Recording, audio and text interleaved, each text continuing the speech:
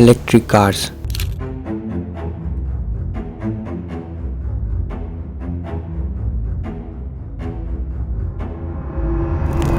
सुनने में तो लगता होगा बहुत इन्वायरमेंट फ्रेंडली है, पोल्यूशन नहीं करती, बहुत साइलेंट है, कहीं लाख गुना अच्छी है उन कार्स से कंपेयर करें जो पेट्रोल और डीजल में चलती हैं। बट क्या होगा अगर मैं आपको कहूँ कि यही इलेक्ट्रिक कार्स उतनी ही खतरनाक है जितनी पेट्रोल और डीजल वाली कार्स हैं। EVs are being pitched as cleaner, greener and sustainable. But are they? What's clean for the environment may not really be clean. आपने बिल्कुल सही सुना, बट ऐसा क्यों है इसके लिए हमें थोड़ा पास्ट में ट्रैवल करना होगा। ये बात 1820s एंड 1880s के बीच की है जब पहली बार दुनिया में ईवी का कंसेप्ट आया। अनॉइस जेडलाइक जो हंगरी से थे और थॉमस डेवनपोर्ट जो यूएस से थे, उन्होंने पहली बार छोटी सी इलेक्ट्रिक मोटर बनाई थी जो नॉन रिचार्जेबल थी। यहाँ से ईवीज़ का इतिहास शुरू हुआ। वर्ल्ड की फर्स्ट कार गुस्टेव ट्रोफ ट्राईसाइकिल थी जो 1881 में बनी थी, पर लोगों ने उसको इतना प्रैक्टिकल नहीं माना क्योंकि वो थोड़ी साइकिल टाइप की दिखने की थी। फिर 1895 में लंदन में फर्स्ट ईवी निकल के आई जो थॉमस पार्कर ने बनाई थी, जो दिखने में ज़्यादा प्रैक्टिकल थी एज़ कम्पेयर करें 1881 में जो गुस्टेव ट्रोफ ट्राईसाइकिल आई थी। उस टाइम लोगों के अंदर ये ईवी कार्स का शौक़ जाग रहा था। चौंका देने वाली ये बात है कि पेट्रोल और डीजल कार्स जब इन्वेंट भी नहीं हुई थी उससे पहले इन्होंने अपना वर्ल्ड रिकॉर्ड भी सेट कर लिया था। ये कार्स कुछ 100 किलोमीटर पर आवर की स्पीड से चल सकती थी, जो बहुत है अगर हम इस टाइम से कंपेयर करें तो। 1890s और 1910s में इलेक्ट्रिक कार का गोल्डन पीरियड था। ये कार ज़्यादा पॉपुलर होने लगी, स्पेशली यूरोप में और अमेरिका में।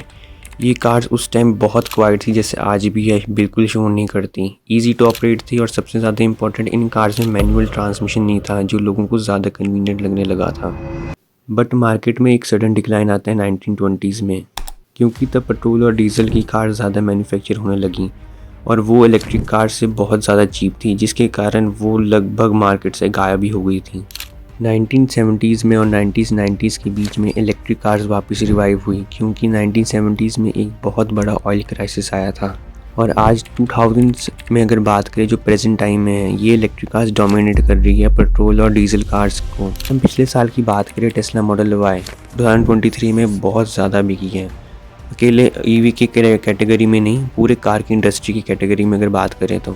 बट ये सबको लगता है कि ये कार्स बहुत कन्वीनियंट है, मैं मानता हूँ कन्वीनियंट है, बट आपको ये बैक स्टोरी सुनने के बाद लगेगा कि ये कार्स जो पेट्रोल और डीजल में चलती है उससे भी कई गुजरी है।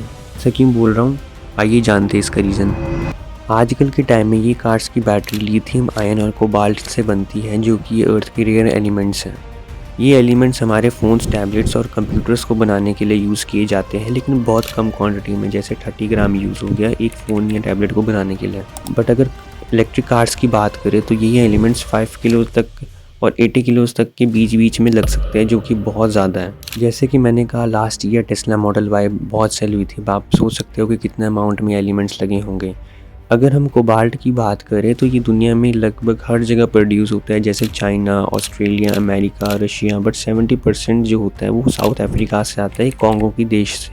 साउथ अफ्रीका की सेकंड लार्जेस्ट कंट्री है ये कॉन्गो, और यहाँ की पॉपुलेशन 92 मिलियन है, बट लगभग 2 मिलियन लोग ऐसे हैं जो कोबाल्ट की प्रोडक्शन के ऊपर डिपेंड करते हैं। इन लोगों को हम नेगोशियो कहते हैं। ये माइनिंग 2 टाइप्स की होती है, इंडस्ट्रियल और लार्ज स्केल माइनिंग, और एरिस्टियल या स्मॉल स्केल माइनिंग आप कह सकते हो। ये जो स्मॉल स्केल माइनिंग होती है ये अनरेगुलेटेड होती है। इसका मतलब है कि यहाँ पे कोई लॉज नहीं होते, कोई सेफ्टी के प्रोटोकॉल्स नहीं होते, जैसे फेस मास्क, ग्लव्स, आईवियर्स, कुछ नहीं। यहाँ पे लगभग 2 लाख माइनर्स माइन करते हैं, जिसमें से 40,000 तो बच्चे ही होते हैं। कितनी शॉकिंग चीज़ है ये सुनने के लिए। और कुछ बच्चे तो 6 साल के भी होते हैं। अब आप बोलिए कि ये माइनिंग में ऐसे जाने सेफ है इनके लिए।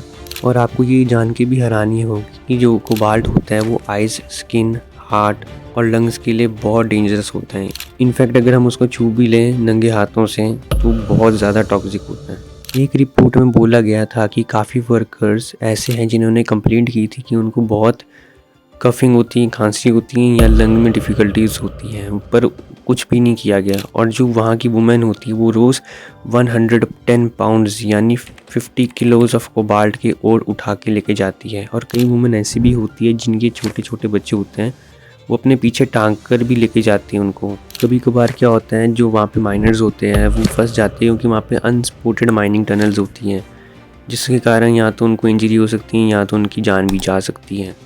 कहीं तो केव्स इतनी पतली होती हैं कि वहाँ अडल्ट जा ही नहीं सकते हैं, तो वो अडल्ट क्या करते हैं, अपने वो बच्चे भेज देते हैं अंदर। और आप मानोगे नहीं कि कहीं जो केव होती है बहुत सीधी होती है कि अगले पल क्या हो जाए किसी को नहीं पता होता। आप खुद को इमेजिन करके देखिए उस केव में जहाँ पे आपके हाथ ही बहुत मुश्किल से निकल रहे हैं और पूरा नीचे तक जा रही हूँ केव सीधी। बहुत अनरियल लग रहा होगा, बट ये सच है कि जो ये ओर्स माइन करते हैं उसका इनको बस $1 मिलता है या तो 0.75 सेंट्स मिलते हैं, जो आज के ज़माने में देखते तो कुछ भी नहीं होते हैं, जिससे ये बच्चे स्कूल भी नहीं जा पाते और इनको छोटी उम्र से माइनिंग करनी पड़ती है ताकि वो अपना घर चला पाए। और ये जो रेयर एलिमेंट्स हैं जो इतने मुश्किल से माइन होते हैं वो जाते हैं $multi-billion कंपनीज़ के पास। इसमें आपका क्या ओपिनियन है, आप मुझे लोग कमेंट्स में ज़रूर बताना।